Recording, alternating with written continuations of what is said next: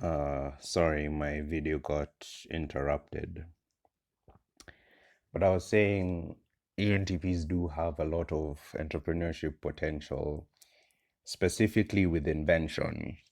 So the entrepreneurs who you see inventing new products, like never before seen products, those would be ENTPs. And some of them also programmers. The only issue that ENTPs have is their jack of all trades, master of none. So it's very hard for them to commit to something.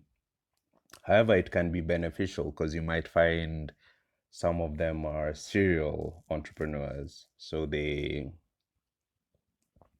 start multiple businesses. But the thing is, other ENTPs tend to be they're not very money focused. Some of them just want to, travel the world or just want knowledge for its own sake. They just want to read, and travel the world and focus on science, right?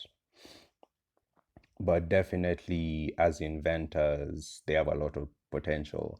So Jack Dorsey is seen as an ISTP, but that invention of Square, like a product that allows you to read a credit card with your mobile phone, that is the sort of thing that ENTPs would do. They would invent all these kind of things. So a lot of the inventions that we have, whether it's, wireless headphones or laptops or cars, these are usually things that would be attributed to ENTPs, or an ENTP would be at work on some of them. So, like Thomas Edison, probably one of the most famous ENTPs, and Benjamin Franklin. So, ENTPs do have a certain level of people skills and a certain level of persuasion, but it's not within the top two functions. So it's neither the dominant or auxiliary function, it's tertiary. So ENTPs will still have some difficulty, arguing with people, right? So they're not really people who enjoy leadership as much. So you can think of ENTPs like maybe Tony Stark. So he's an inventor, but he doesn't enjoy leadership as much as Captain America, who's an ESTJ. But overall, an ENTP has everything it takes to succeed except commitment. They're bound to change things. Like every 3 years, an ENTP is almost a new person. So they might not want to start a business because they feel they would have to commit like 7 years to that business. So that's what mainly holds back ENTPs is the lack of commitment. Other than that, they do have the potential for business. They kind of lack a bit of leadership compared to ESTJs or ENTJs, but I would say the people skills are not inferior, so they can handle it. Yeah, so if an ENTP works out their commitment issues, they can succeed. Uh, ENFPs, right? They're just as creative as ENTPs. The only problem is they don't have that TI logic anchoring their creativity. So they're less logical, but they're better at people. So ENFPs tend to be like the best jobs for them would be either marketers or journalists. They're very creative people, very adventurous people, like a journalist getting, chasing that next story, that sort of any dominant lifestyle of, traveling to different places, hearing different stories, connecting with people. That's something an ENFP would love to do. And ENFPs are arguably the most charming, very, very charming people, especially the women. The ENFP men I've met, not very charming, but I've only met a handful. So the problem is their ideas tend to lack sort of follow through, or they don't really think about the details as much. So normally that's the big weakness of certain perceivers, dominant extroverted perceivers. The same problem is there with the ESFP, is they won't really think of the details as much, because both ESTPs and ENTPs do have that TI logic to anchor them to say, okay, this logically has to make sense in terms of how we're going to pull it off. But the ENFP will just get caught up in the idea. So, they'll tell you something like, yeah, let's build a car, or let's, something crazy. Um, let's build a laptop that has holograms, right? Or like, let's build a flying car. But now, in terms of the details of like, okay, how exactly are we going to work this out? That's where things become very tricky.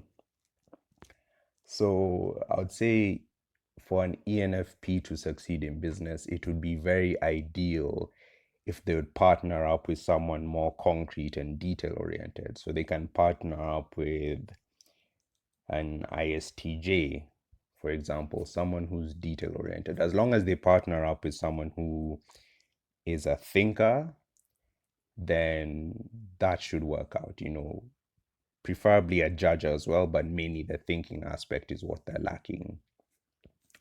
But other than that, I think marketing, they would be very, very creative.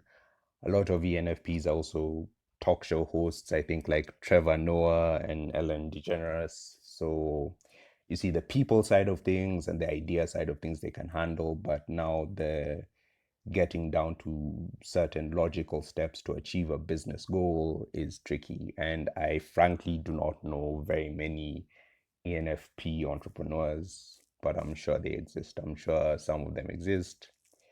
So again, they also have the same commitment issues as ENTPs, where they don't like dwelling on one idea for too long. So yeah, frankly, I would say they're not one of the best suited types for entrepreneurship, but I'll get back to that in a moment. INFPs as well. INFPs, they're traditionally thought of as writers. So like maybe George R. Martin, or maybe George Lucas, maybe George Lucas is an INFP or ISFP.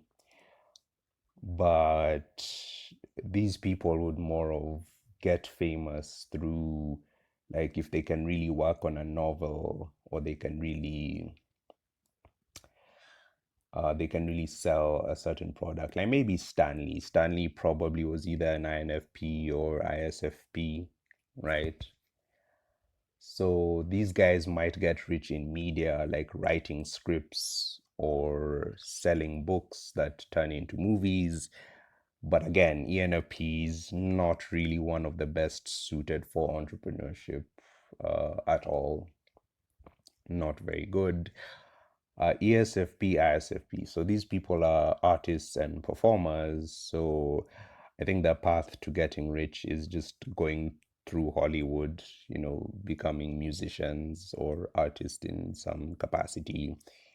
Some of them can also sell certain products, like maybe if they were women, they would be very attuned to like fashion or makeup. So I think a lot of fashion entrepreneurs would possibly be ESFPs or ISFPs, right?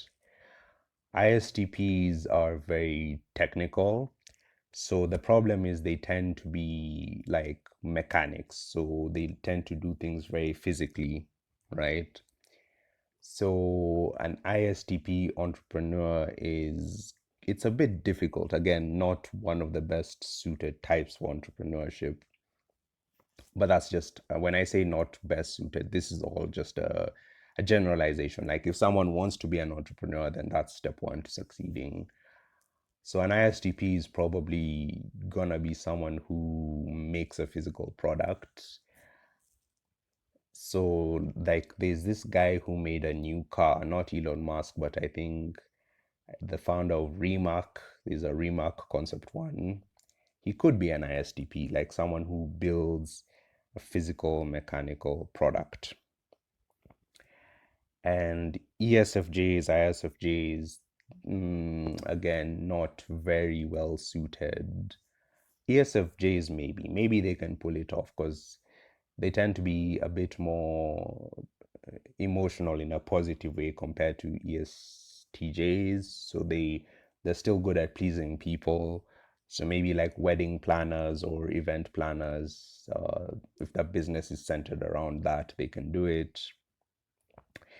And finally, ISTJs. So the last list, starting with the INTJ, ending with the ISTJ, is in no particular order. Like, I'm not saying INTJs are better than ISTJs. I was just dividing them up based on the temperaments, the NTs, NFs, SFs, I mean SPs, and SJs.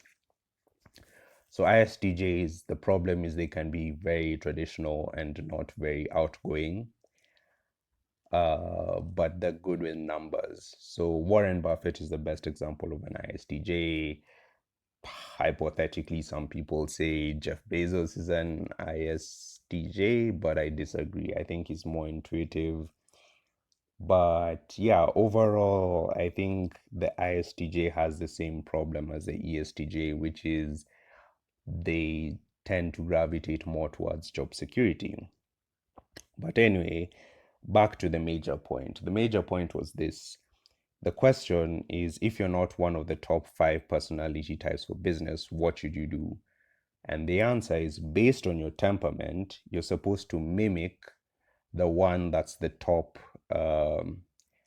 in business for your temperament. So basically, if you're a rational, if you're an NT, but you're not an ENTJ, you're supposed to learn as much as you can from ENTJs on how to run a business. So that's why someone like Bill Gates gets confused a lot for being an ENTJ.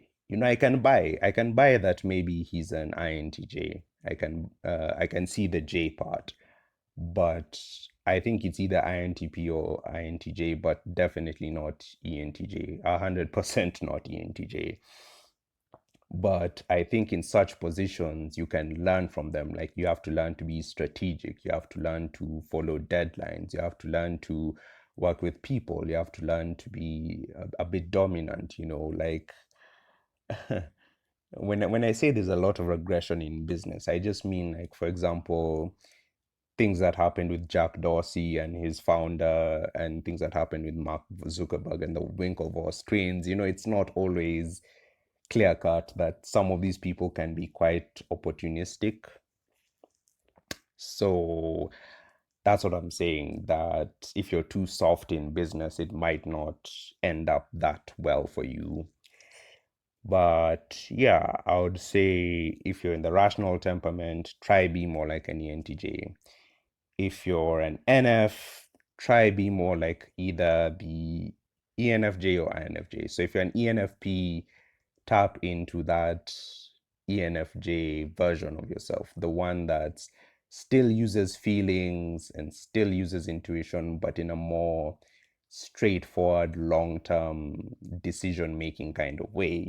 Have more commitment. That's the name of the game. If you're in the SP temperament, try be more like the ESTP, right? All of you as SPs have extroverted sensing as one of your top 2 functions. So try tap into that. Try focus on the action-oriented side of yourself and being in tune with your physical senses, being in tune with the different tastes of different people. And if you do that, yeah, I think you will succeed. So, an ISFP that's a fashion entrepreneur can be more like an ESTP. They can try be more flamboyant, more charismatic, and they can be more assertive so they don't get screwed over. And finally, if you're an SJ, try be more like an ESTJ. I think ISTJs have the best chance of doing that because the EI is the dynamic that's supposedly the easiest to change. So, Warren Buffett got it made, an ISTJ, and the ISTJs still do make some good level of management. I think they can handle it. It's really the ESFJs and the ISFJs, especially the ISFJs, that are not that well suited for business. So, in today's world, the types that I think are least suited for business would probably be, in no particular order, INFPs, ENFPs, ISFJs, ESFJs, ISTPs. I think those are the kind of people who will really struggle. I think ENTPs, ISTJs, INTPs, INTJs would be like the second tier of types that can succeed.